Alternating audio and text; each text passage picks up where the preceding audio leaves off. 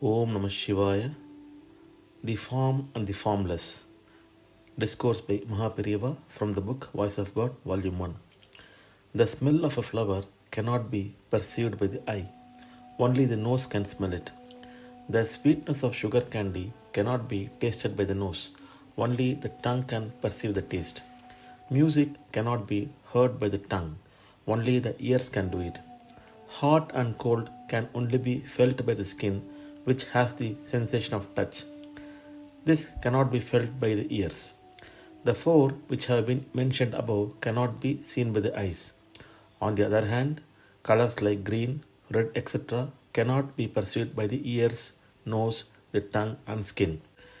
It is clear that things of the world, the existence of which even the atheists are sure, need be perceived by one sense organ only, and it is not necessary that all these sense organs should perceive everything. Even if a thing is not perceived by four sense organs, we say that the thing exists even if one sense organ perceives it. For example, music is heard only by the ears.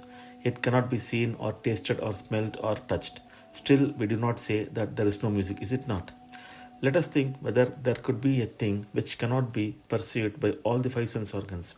Scientists say that it is only electromagnetic waves that are spread over the whole universe. But even though we cannot know it by any of the sense organs, if through certain experiments it is demonstrated that it is spread all over and also in our body and brain, we believe it.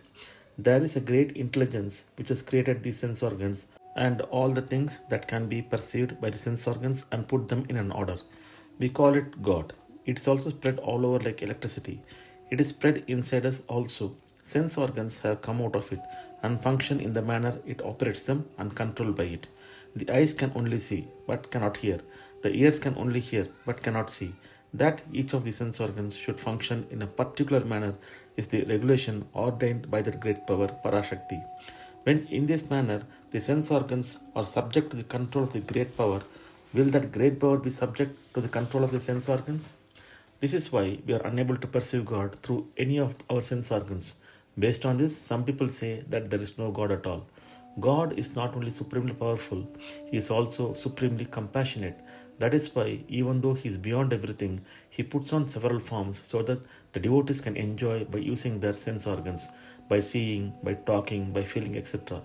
Just to prove Himself before those who argue that there is no God, He will not take a form and present Himself.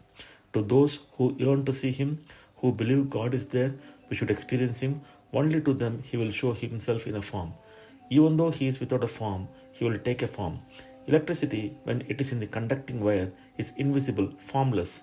But when the wire is connected to a bulb with a filament inside and it is switched on, the formless electricity takes the form of bright light, is it not?